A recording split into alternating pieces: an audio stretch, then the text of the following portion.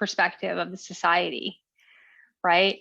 Looking at human evolution, I think what happens is we're evolving, our conscious mind more and more and more. Every year that passes, every decade that passes, human evolution is starting to become more online. Like there's a lot more people now that are working on self-regulating themselves, learning how to manage their reactivity and their triggers.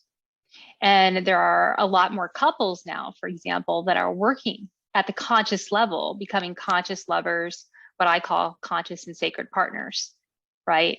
When they spend the time to really go deep with themselves, they're consciously evolving. They're actually growing as human beings, not just as partners. So the question that you ask, why do we sometimes become codependent on our partners, is because societally and culturally around the world, it doesn't matter what society you look at, or you're perceiving the relationship dynamics or emotions. Not one of the cultures really focuses, maybe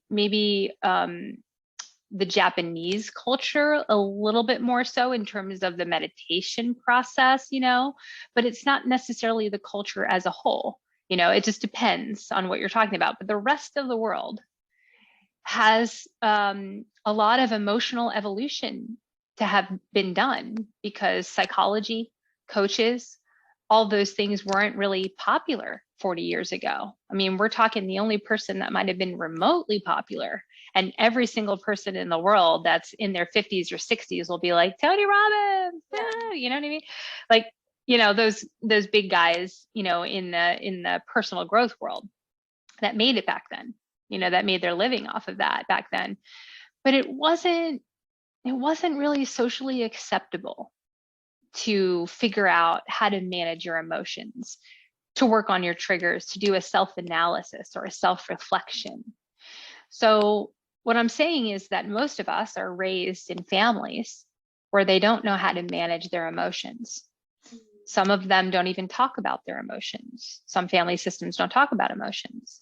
Some people pretend like, stuff it underneath the rug, right? Or some people pretend like there's never conflict and it's only private and it's behind closed doors and everything in this home is private, right? That was a big thing in the 50s and 60s, right? Even the 40s. They didn't talk about the things that went on at home, right? So we have our parents are the kids of those people, and that generation is probably the best way to put it. Yeah. And so the generations, they keep going on, right? They keep moving on in time.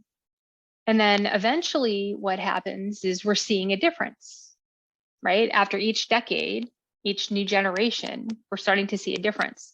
And the difference is that there's more conscious and aware and emotionally acute people now than there ever really were.